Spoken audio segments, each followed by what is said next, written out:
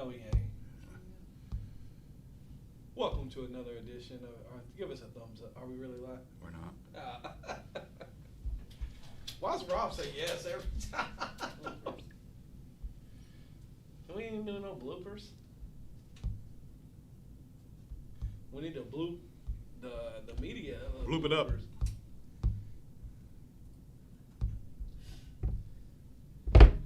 Oh, I think we are now. Are we live? Y'all was doing that on purpose. Can you see us? I don't see us, but it says we're live. All right. We good? We good? All right. Share this. Like this. Like our page. They said we're on there. You see us? All right. Let's go. All right. Welcome to another edition of Table Talk, our weekly get-together where we talk at the table. See how I made that go together? But, Dang. This week Roger has prepared us something, and he preached on Sunday, and I thought it was a very good message. It was called Candid Conversations, right? Yeah. And I went to a small church, and they had a good discussion, and I know the other small churches, they said they had great discussion last night. But if you could, recap just a little bit of your sermon, what would that be? Yeah, so the idea that Jesus says you must be born again, that, religion says do and relationship says done, that, you're not a Christian based on association or affiliation from your family or because you went to church, but rather because God has miraculously, supernaturally taken you from death to life, given you a new heart, and you're born again. Yeah. And then really kind of talked about how we can all drift towards, like what you were just saying, we can all become religious, and we need to be careful. That's good. I think it's funny when churches, and I think it's well-meaning, they'll be like, yeah, someone's on the roll from 1994, and they ain't been there for 10 years, but they're still a part of their religious organization. It's like, dude, take them off. Yeah, because we've dealt with that, right? Yeah. Like, how many members do y'all have? Well, let's pull up the roll. member roll, and it's like, man, them people ain't been here for 15 years. Yeah, it was a great sermon. If y'all can, go back and watch it on YouTube. You can see it on our website or our Facebook page. I really enjoyed it. It convicted me, especially when you said, leadership can find themselves at a place of they'll sit in the back like they don't need to listen as well. Yeah, because you start, and it's unintentionally. It's not something I think any of us do, because it convicted me, but for whatever reason, there are times, specifically, if I'm not preaching, where I'm so caught up in what I'm supposed to be doing, I forget that God's already done everything. He doesn't need me, and I can just sit there and enjoy the sermon and hear from the word of the Lord. That's right. And that's why we're there. That's good. So y'all go check that out. And we got a servant of the week, like always. So Roger, who we have this week? All right, so our servant of the week is Lorinda Penny, who is on the prayer team and who is in the prayer room every Sunday morning during second service, not just praying herself, but also including some youth. Yeah. And kind of, teaching our youth that prayer is important. But man, they had a prayer meeting this past Saturday, and it got me thinking about, how involved she is, to the extent, I don't even know everything that she's doing, but she's recording all prayer requests. Wow. For even last year, every prayer request that went into the prayer room got recorded, noted. And she goes back, if somebody's prayer was answered, she'll go back and highlight those prayers so that we can keep track of how God has answered these prayers over time. Yeah, and I really appreciate her, because sometimes you'll ask someone to pray, and it's like, well, I'll pray, but do they really pray? Yeah. And I know that she really prays. Anytime I ask her to pray for something, she really takes the time to pray for me or pray for whatever is going on. And one thing I love about her too is you talk about that she does so much that people don't even know. I know for youth, she makes treats every Wednesday for coffee and devotional. She makes treats. I know she teaches at FOS. Like, she does so much that people don't even notice. So if you know Miss Lorinda, I would tell her we appreciate her at Matthew's Table. I'd even say, if you know Miss Lorinda, she's prayed for you. That's good. And most of you, she don't know. She's even prayed for you, and that's what's so encouraging is she operates in the background. She don't want any recognition. Mm-hmm. She's not even on Facebook, so she's not going to see this. We're going to share it with her later, but just because we want her to know it, we appreciate her. That's right. It's good. Thank you, Miss Lorinda, for all that you do. Yes. So next is we got upcoming events, and a very important upcoming event is the prayer night this Friday from 6 to 8, right? Yeah. So this Friday, we just talked about Miss Lorinda's, she's in her prayer room. This Friday as a church, we're going to kick off this year starting off with prayer. Yeah. Tell us a little bit about that. Yeah, so Nick will lead us in a short teaching on prayer, and then we will spend probably the next hour and a half, hour and 40 minutes, real focused on praying over the leadership of Matthew's Table, praying over the people of Matthew's Table, praying over the ministries of Matthew's Table, but also praying over other missions and different things individually, privately, but also maybe as a group, and so we want to be a church that prays. We started, I don't want to say we started, but we kind of pushed people this direction last year, and we want to continue being where the prayer team is fueling everything moving forward so that everything's covered in prayer, Yeah, so Friday from 6 to 8, come. One thing that always convicts me is we do a big event, everybody would come, we do prayer night, 10 people come. Yeah. And it's like, don't we have it backwards when that happens, So if we come to the prayer night about all the events that's going to take place, we can trust and be sure that God has heard our prayer, and those events will be blessed. So we could lie and say there's going to be moonlight and stuff, and maybe some more people would come, but I figure we shouldn't do that. So yeah, the people of God, we should be able to just get together to pray. Yeah, just a time of prayer. It's good, so... And also, as always, Truth and Grace is tonight at 6 o'clock. Roger's teaching. We'll worship. Roger will be teaching. There will be a testimony. So tonight at 6 o'clock, we'd love to have you at our midweek service. And then also, what are you teaching on tonight, Roger? I am giving the 3 truths to be successful on following Jesus. So... I'm real excited about it. I think I was trying to turn it down. I could hear it on my phone. This is something I've been kind of stewing on for a while now, and looking forward to when it was my turn to teach again at Truth and Grace. So I'd encourage you to come out. This is worth hearing. I hope to see everybody there. It can be there. And then next, February the 19th, we're having a youth fundraiser. But even more than that, it's a time for the people of Matthew's Table to get together, to fellowship together. There will be a lot of times when we've said this before, but, well, who is that? Mm-hmm. And I'll be like, well, they lead our youth. Or who is that? Well, they lead our media. And there's this disconnect of okay, these are the people I worship with, and these are the people I go to church with, but do you know them? Right. So I would highly recommend, if you're a member of Matthew's Table, if you're committed to Matthew's Table, if you're coming to Matthew's Table, to February the 19th, we're having our Lighting Up the Dark event. We're going to have a DJ. We're going to have food. We're going to have games. We're going to have fellowship. And the tickets are $20. And what do you get for your $20? 1, you're helping our youth go to camp. That's good. 2, we're doing church fellowship together. So please come to that. Please get a ticket. You can get them every Sunday. Jessica Lee will be there. No. Jessica Lee will be there doing games, everything else. Just kidding. But we'll be February the 19th.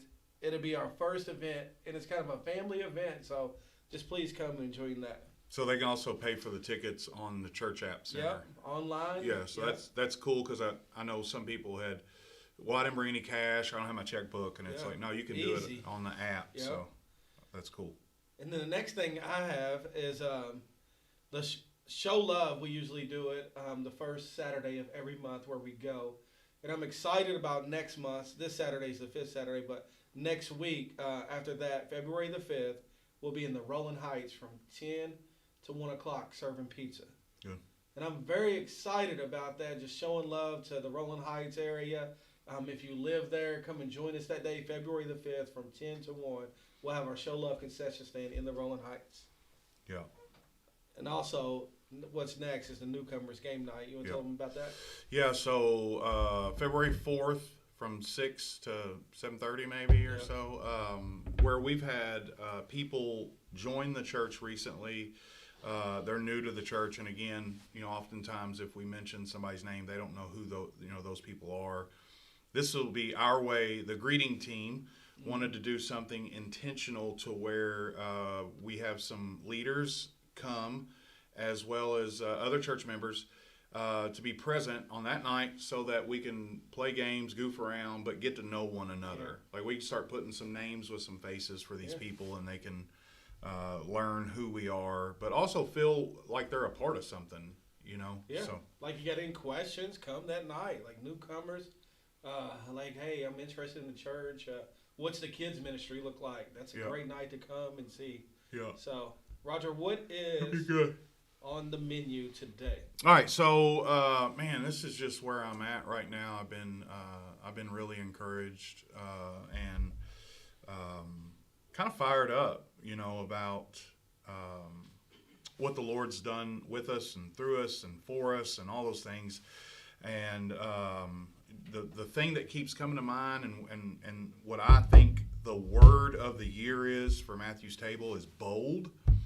That he's provided everything we need, that we're in a position now to where it's not time to get comfortable or be complacent or get lazy, which, with the weather and all of the sickness recently, it's easy to do, right? Like, I think it's time that I'll say this too, like we're in a very difficult place, socially speaking, where there seems to be a lot of division and just people not seeing eye to eye, getting along, and so I don't think the world needs the government.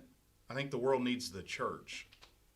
And so, like, for me, we need to be bold about our faith. We need to be bold as lions. People need a light and a hope right now that we have to be shared with them, despite what culture may say, or being the outcast because of your convictions and beliefs or any of those things, right? So I just want to talk today about being bold. And you had an example that you wanted to share where somebody was bold with you, and because you think bold and it's like, oh, I got to go running down the street with a Jesus flag or something. No, not necessarily. Like, there's lots of ways to be bold.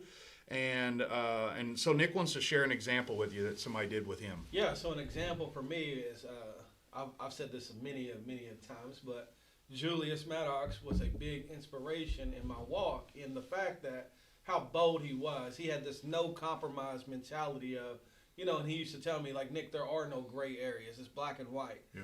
And I used to really appreciate that, because for me, I like to create gray areas. I like to create, this is kind of okay. So I picked Julius up. He was in Friends of Sinners. And I always had this thought of, like, well, Jew is just doing that because he's in the program. But when he's out of the program, he'll be different.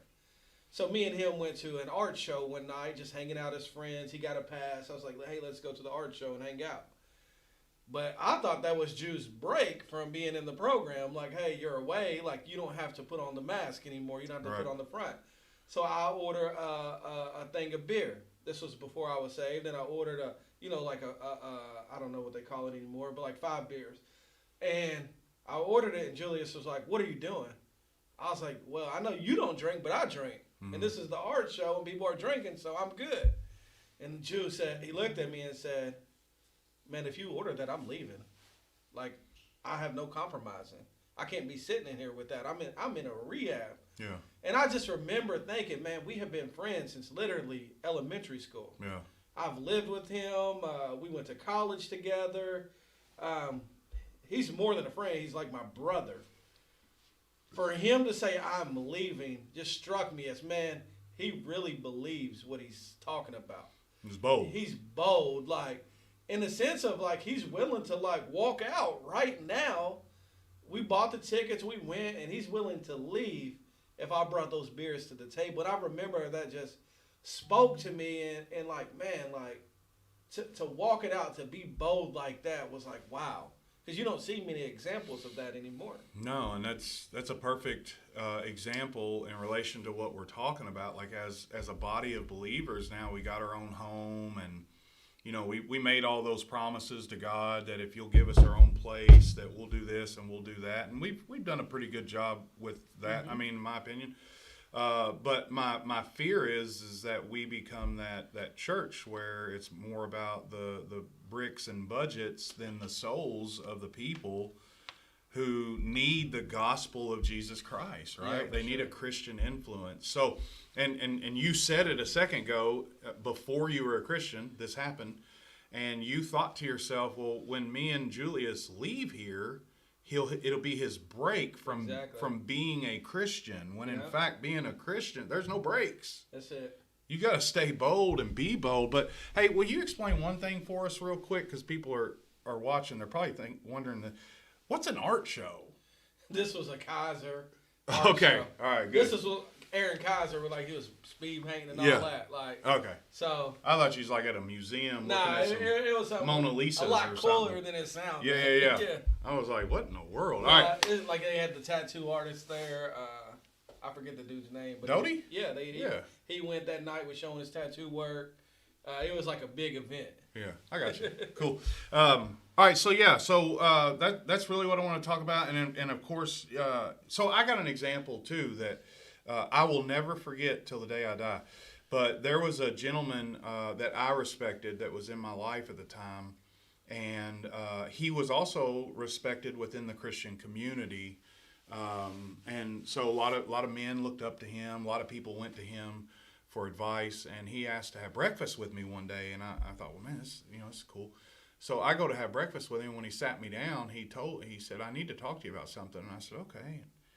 He said, I want to share something with you because I love you, and I feel like you need to hear this. And I said, okay. He said, well, I'm just going to be real honest with you. I feel like people receive you as being too radical, that you're a little overzealous about what you believe and what you do, and it offends people and intimidates them. And I remember, like, it was kind of a blow. Like, I was thinking, man, like, is that right or is that wrong? I don't know. Didn't matter. The point was, and so I responded, well, can I ask you a question? He said, yeah. I said, how come you aren't? And it was probably one of the most boldest things I ever did, because in terms of our relationship, I would have been underneath him. I would have been a student to him. Yeah. And I was being asked to kind of turn down being bold, So the only thing I could do was be as bold as he was to me, and kind of challenge him as well. But we should do that, right? Sure. Like, why is it in today's culture, it's as if being a Christian, we have to constantly apologize for the things that we believe? I agree. I think we live this comfortable American Christianity where everybody likes to fit into this bubble, where everybody likes to fit into this system, and it feels good. But the moment someone comes around that's radical, that's like, let's go, let burn the ships. We're doing it. It's like, whoa. Yeah. That don't make me feel good. Yeah, let's count the costs. And it's funny because Jesus and Paul both talk about while wise men will consider cost, the kingdom doesn't consider those things. Yeah. Like, you just obey and trust God to provide and bring, That's right. And I, like, even beyond the church, like, I remember even talking to certain people, like Jew, again, going for 800. Like, man, be bold. Like, Rob starting the roofing, be bold, man. Like, go after it. Like, and I think if Christians approach, church or with that mentality of sharing the gospel, think about what could happen if we was just bold. Like, everywhere we went, man, like, You need to come to church. Yeah. You need to hear about Christ. Let me share my testimony with you. But I think so many times we think what could go wrong instead of what could go right. And where we're in that men's book study on Tuesdays, I get a feel that there's this tension in the room with a lot of men that I respect, appreciate, and look up to. But there's this, we're talking about what it means to be a godly man, and there's this tension of, well, we should be humble, foot washing, dying to self men every day versus, man, are we going to be the Davids defeating Goliath and the Nehemiahs building the wall with a tool in one hand and a sword fighting the evil off in the other hand? And it's like, man, I'm trying to be in the middle somewhere, because in the middle is just as bold as anything else. Yeah. You know what I mean? Like, I don't know that we're supposed to be Ned Flanders doormats all the time. Like, we need to stand up and we need to face and not fear evil and speak out against what's wrong when we know what's right, That's it. I just think boldness, man, is just we started Matthew's Table with no money. None. With no worship team, with no who's leading the kids, who's doing the. We just started, right? And 5 years later, God gave us a $3 million building. Yeah. But we could have stopped at, man, this could go wrong. And I think so many times I want to say something or I want to do something, and immediately it's, oh, you shouldn't do that. Yeah. This could go wrong. Don't be bold. People will think this about you. People will think that about you. And I think that's where Christians can get into the habit of not doing anything, right? Like there's certain times like, hey, go pray for that person. Yeah. And with the immediate thought, well, what if they think I'm weird? Yeah, like as insecure as I can be, and as the low self-esteem that I can have about myself and how I view myself, unworthy and all those things, I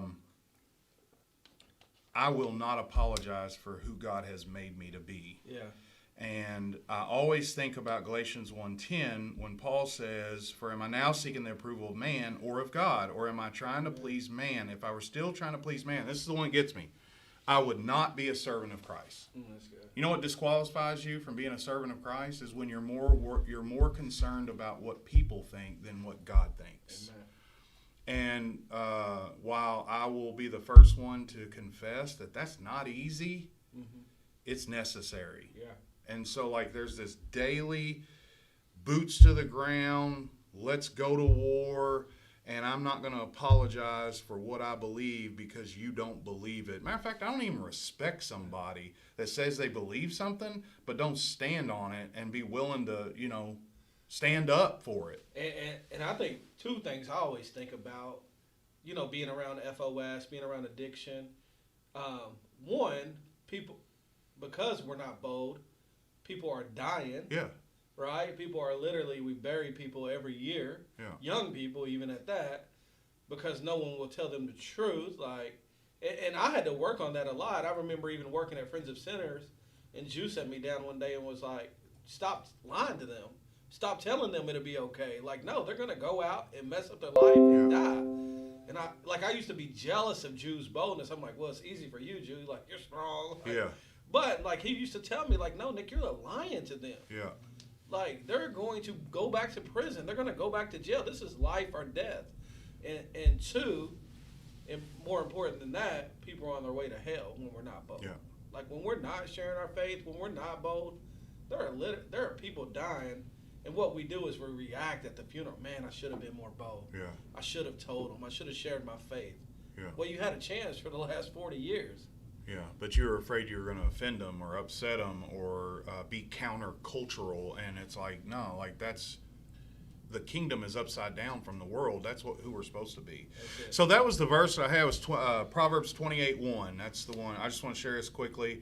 The wicked flee when no one pursues. That's because their conscience makes them guilty. We all know the difference between right and wrong, right? God hardwired the law on our hearts. That's what Scripture says. But the righteous are bold as a lion. The righteous, by the blood of Christ, are willing to speak up, and stand for what God wants, not what culture says is right or wrong. That's right. Right? And Bold so, as a lion. Man, I want Matthew's Table this year to be a people that's bold as a lion, and we go after what's right and true and just, and we don't apologize for it. Yes, we're humble. Yes, yes, we're willing to love people no matter where they're at and all those things. But I ain't apologizing for who we are and what we're doing. That's right. Period. That's right. So, man, I just always think about going back to what, like, no compromises. yeah. Like, be bold, man. Like, be who you know. And I think that's where I had this view of Christians are bold in church, and you take off your church hat. No, man, be bold. There's people need to hear truth. Yeah, it's good.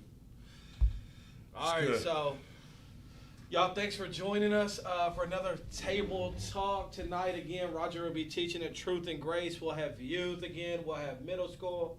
We'll have child care. So just come tonight, man. Hear some truth. Hear some grace at 6 o'clock Sunday. Roger will be what are you preaching on Sunday? So we're going to have another encounter with Jesus, and we're going to witness the first ever ghosted experience between two individuals. Jesus ghost the disciples, and what we can learn from that. So I'm excited about it. So this Sunday, I'm going to go ahead and be bold. Bring a friend. Bring a friend. Bring four. Bring a friend this Sunday to church. Be bold. Like they say, so many people don't come to church because they haven't been invited. I forget the stats on that. Yeah. They said they would have came if they would have been invited. So this Sunday, I'm encouraging you to be bold and invite someone. Go pick them up to church, 8:30 or 10:45. We'll see you Sunday. That's right. Love y'all.